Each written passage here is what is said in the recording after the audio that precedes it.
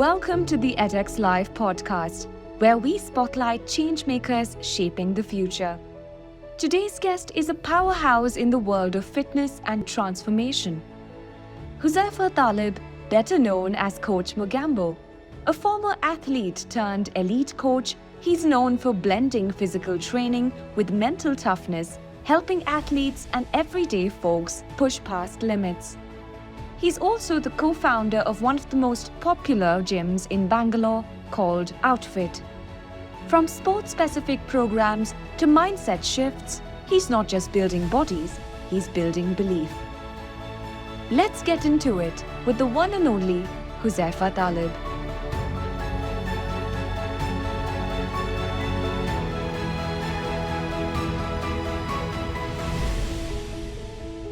Welcome to the EdexLive podcast, Huzefa. Thanks for having me here. So, Huzefa, to start off, can you walk us through what a fitness coach actually does? What does a typical day in your life look like? We go to the gym. We meet people who want to get fit, basically, perform better.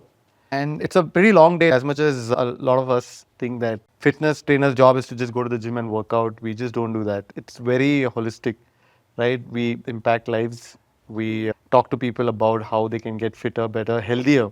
The word is wellness. We interact with people who are going through something physically or mentally. We train them, and it's a lot of conversation, nudging, making them better. But it's a long day. We start at, say, 5 a.m. sometimes. We finish at 8, 9 p.m. Life on trainer is pretty much the same. It's repetitive, very monotonous, same, but that's with every work. But we get an opportunity to explore, do much more beyond what some other profession could give you. So many athletes experience anxiety before a competition. There is this very real fear of the unknown. So, what are your strategies for managing pre-competition nerves? The reason why you're tense is because you're looking at the result. Stop looking at the result. Win or lose. When it starts playing in your head, you take away the fun of playing the sport. So you're tensed. Today if I don't perform well, we won't win. Today if I don't perform well, I might not get picked. So you've already jumped into the outcome. Change that mindset for sure. Like start looking at, okay, what did my coach tell me to do? Look at the ball, hit the ball, play a particular technique, focus on the process. You could play really well today and not play well at all tomorrow. That's the beauty of the sport, right? The greatest of the athletes have not played good throughout.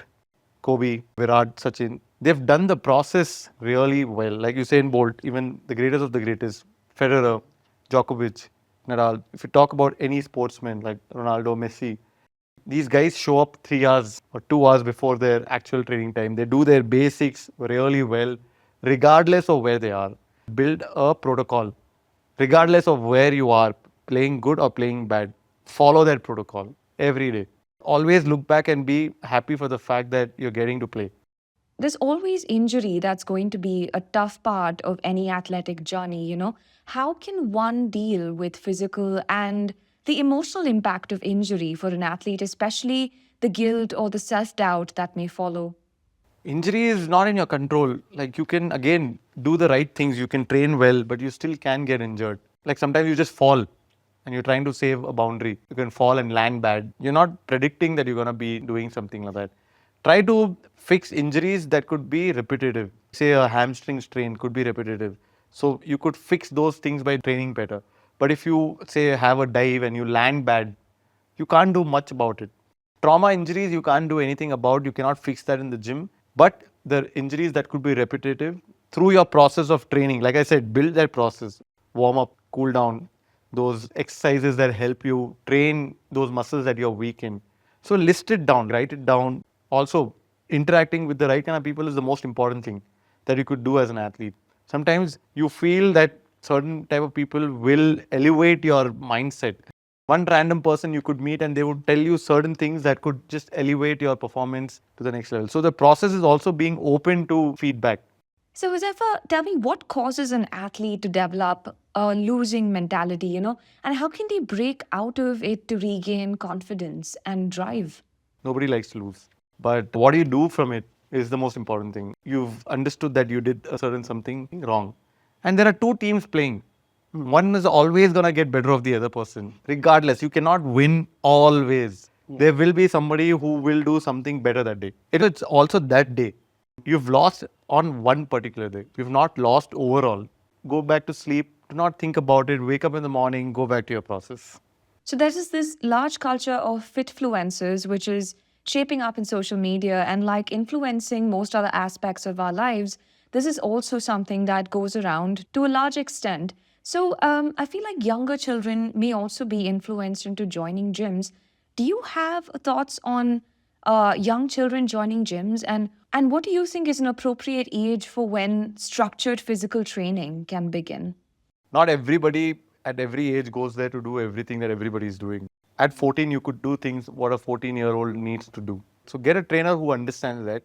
It's not about the gym. It's about the person you also train under or train with and the reason to go and train. If you say, I want to get fitter and play harder and improve my jumps or improve my speed times or have strong core or have better game, then go to the gym. It will give you access to resistance training. It will give you access to plyometrics. It will give you access to working out with like-minded people. Because everybody is winning in the gym. I have never seen anybody lose in the gym. We don't talk that language. You win for the day. Get a great ideology on why you want to go to the gym. Fix that. That's a part of your process. A lot of people want to go to the gym to look like a particular actor. Don't chase that. Right? So once you do that, then gym, home, anywhere, it's all safe. Thank you for that. Yes. My last question to you is, what advice would you give young athletes as a coach who aspire to turn professional? What should they be focusing on beyond just training? Read books that are not also a part of the sport. I think a lot of athletes don't read. That is where they lose out on a lot of critical information that you probably get to tame and shape their mind up. Biographies are there, books on non-fiction that can help them grow as an individual. Sometimes you don't win a game in the field, right? Sometimes you win the game even before you enter the field. Books will help you. So don't stop reading.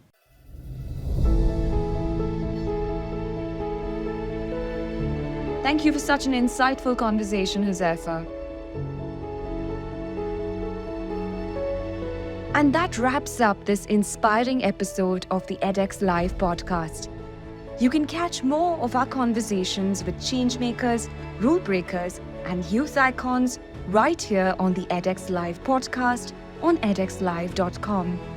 Until next time, keep kicking limits and breaking barriers.